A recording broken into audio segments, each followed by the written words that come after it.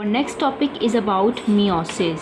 So what is meiosis? अगर हम इसको डिफ़ाइन करें तो मियोसिस की डेफिनेशन ये बनेगी, it is this type of cell division in which the number of chromosome in daughter cell जो न्यू सेल बनेगा उसके अंदर इज़ रिड्यूस्ड, कम हो जाएंगे।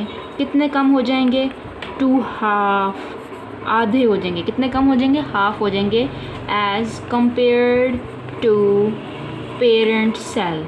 पेरेंट सेल की निस्बत डॉटर सेल के अंदर नंबर ऑफ़ क्रोमोसोम रिड्यूस हो जाएंगे, हाफ हो जाएंगे। अब किस तरह से हाफ हो जाएंगे? यहाँ पे मैं एक सेल बना रही हूँ। याद रखें कि मियोसिस एक ऐसी टाइप ऑफ सेल डिवीजन है, सेल साइकिल है, जो सिर्फ़ और सिर्फ डिप्लॉयड सेल में होती है।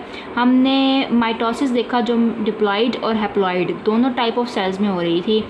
हैप्लॉयड वो थे जिनमें नंबर ऑफ़ क्रोमोसोम हाफ होते हैं, डिप्लॉयड वो जिनमें नंबर ऑफ़ क्रोमोसोम जो हैं डबल इन नंबर होते हैं। अब यहाँ पे मैं ले रही हूँ ह्यूमन सेल जिसके अंदर नंबर ऑफ़ क्रोमोसोम है 46। अब आफ्टर कंप्लीट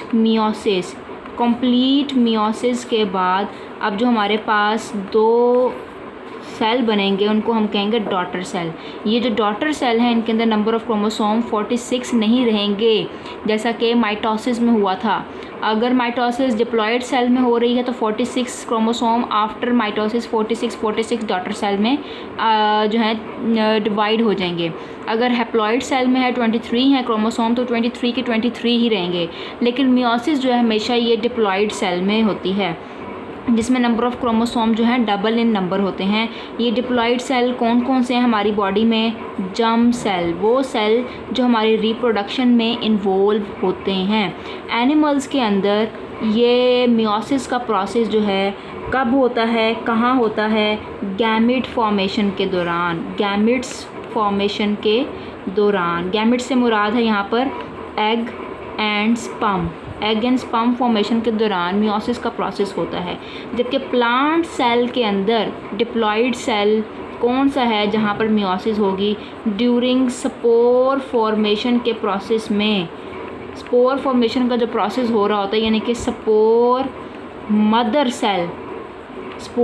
सेल से स्पोर बनते हैं, तो हम कह सकते हैं स्पोर फॉर्मेशन या स्पोरुलेशन के प्रोसेस में प्लांट सेल के अंदर मियोसिस का प्रोसेस होता है, जबकि एनिमल्स के अंदर ये गैमेट फॉर्मेशन के दौरान होता है।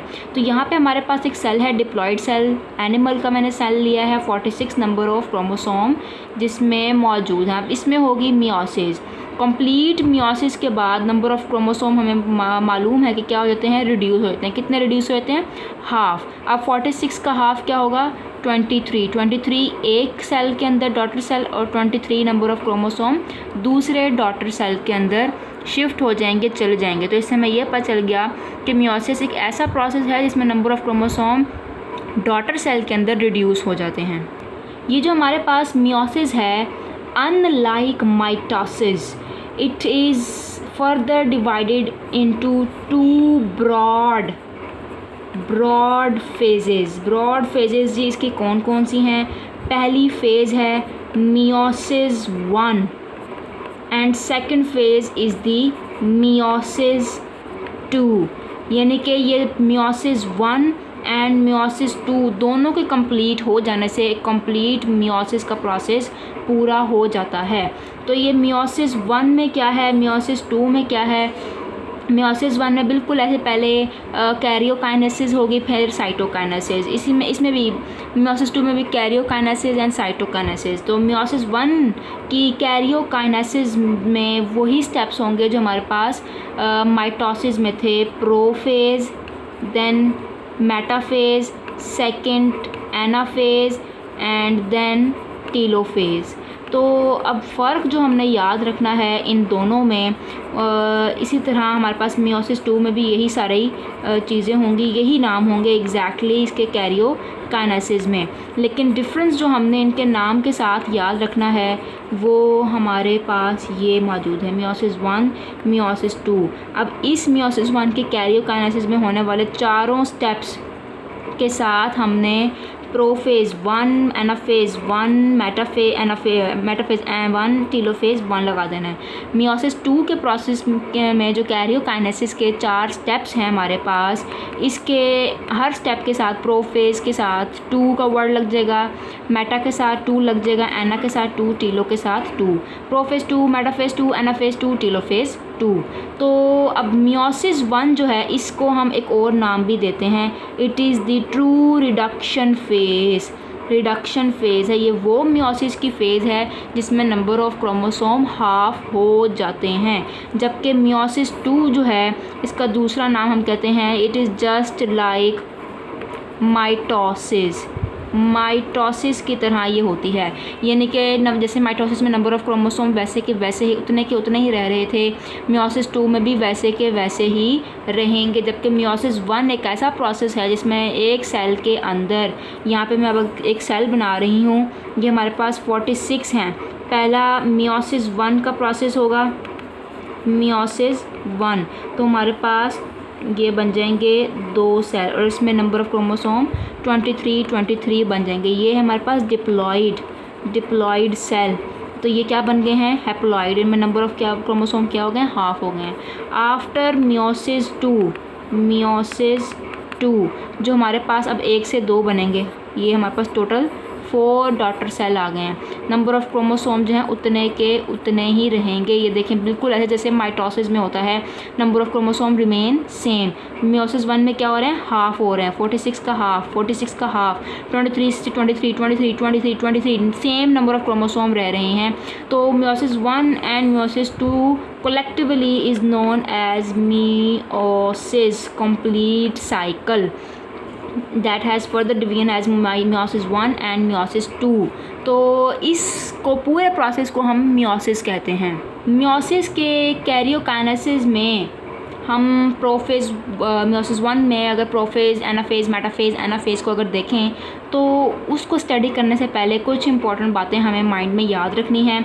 वो ये कि हमारे पास मियोसिस के अंदर होमोलोगस क्रोमोसोम ट्रैवल करते हैं, यानी कि एक सेल के न्यूक्लियस में यहाँ पर जैसे माइटोसिस में तो हमने पढ़ा कि एक क्रोमोसोम इस तरह से प्रेजेंट होता है, ये दूसरा क्रोमोसोम प्रेजेंट होता है, ये तो माइटोसिस में हमने पढ़ा। लेकिन मियोसिस में क्या होता है, इस जैसा एक और क्रोमोसोम यहाँ पर प्रेजेंट होता है। क्यों भाई, क्योंकि डिप्लॉइड सेल है। मियोसिस हमेशा किस में होती है, डिप्लॉइड सेल में होती है। तो डिप्लॉइड सेल में हमेशा नंबर ऑफ़ क्रोमोसोम क्या होते हैं, डबल होते हैं। तो ये 2 क्रोमोसोम हमारे पास प्रेजेंट हैं जो एक जैसे हैं। तो इन 2 क्रोमोसोम को यहाँ पे मैं अगर बनाऊँ, ये हमारे पास एक क्रोमेटिड, ये इसका दूसरा सिस्टर क्रोमेटिड, ये बन गया एक क्रोमोसोम। और हमारे पास ये एक क्रोमेटिड दूसरे क्रोमोसोम का, ये दूसरा क्रोमेटिड उसी क्रोमोसोम का दूसरा सिस्टर क्रोमेटिड। आपस में ये 2 हमारे पास होमोलोगस क्रोमोसोम, हम इसको यूँ भी कह सकते हैं, a pair of homo means same, logous यानी कि जिनके लोकस पोजीशन ऑफ जीन एक जैसी हो, लोगस क्रोमोसोम। होमोलोगस क्रोमोसोम की डेफिनेशन भी हम कर लेंगे। तो ये हमारे पास a pair of homologous chromosome इसमें प्रेजेंट होते हैं। ये हमारे पास ये 2 आपस में क्या लगी, सिस्टर क्रोमेटिड। ये एक जो थ्रेड है, एक जो हमारे पास जो सिंपल 2 लूप कंटेनिंग एक जो मटेरियल है, जेनेटिक मटेरियल, इसको हम क्रोमेटिड कहते हैं। एक ही क्रोमोसोम के 2 क्रोमेटिड को सिस्टर क्रोमेटिड कहते हैं। जबकि एक क्रोमोसोम का एक क्रोमेटिड और दूसरे क्रोमोसोम का दूसरा क्रोमेटिड, इसको देख लें और इसको, ये आपस में क्या होंगे, नॉन सिस्टर क्रोमेटिड। इनको हम नॉन सिस्टर क्रोमेटिड कहते हैं। और 2 क्रोमोसोम जो एक जैसे हैं उनको हम अ पेयर ऑफ होमोलोगस क्रोमोसोम कहते हैं। होमो मीन्स सेम, लोगस यानी कि जिनमें पोजीशन ऑफ जीन एक जैसी हो, लोगस क्रोमोसोम। तो ये एक सेल जो है हमारे पास पेयर ऑफ होमोलोगस क्रोमोसोम इसमें प्रेजेंट होंगे। क्यों, क्योंकि हमेशा मियोसिस डिप्लॉइड सेल में होती है। तो ये डिप्लॉइड है, double the number of chromosome है, double the number of chromosome है इसमें हमारे पास। तो अगर मैं कहती हूँ कि 23 पेयर ऑफ क्रोमोसोम है, तो इट मीन्स कितने क्रोमोसोम टोटल हमारे पास हैं, 46 क्रोमोसोम हमारे पास इसमें मौजूद हैं। अब यहाँ पे सेंट्रियोल्स उसी तरह जैसे कि हमारे पास माइटोसिस में प्रेजेंट थी, प्रेजेंट होंगी और इन सेंट्रियोल्स के काइनेटोकोर स्पिंडल्स ने अब अटैच होना होता है क्रोमोसोम के सेंट्रियोल या फिर सेंट्रोमियर या फिर काइनेटोकोर पोजीशन पे। तो मियोसिस के अंदर याद रखना है जो आपने वो ये कि नंबर ऑफ क्रोमोसोम यहाँ पे क्या होंगे, डबल होंगे। क्यों? क्योंकि डिप्लॉयड सेल के अंदर ये पूरा का पूरा प्रोसेस होता है। इंशाल्लाह नेक्स्ट वीडियो में हम इसके फिर फेजेस देखेंगे, मियोसिस 1 एंड मियोसिस 2 को। मियोसिस 2 एज सच इतनी देखने वाली नहीं है क्योंकि वो बिल्कुल सिमिलर टू माइटोसिस है, उसके सारे के सारे स्टेप्स माइटोसिस की तरह ही होते हैं।